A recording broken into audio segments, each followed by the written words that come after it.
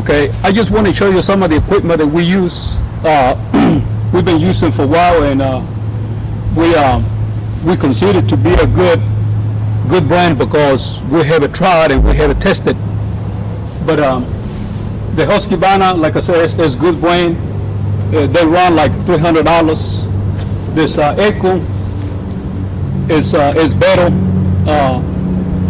This one is around $400 equipment.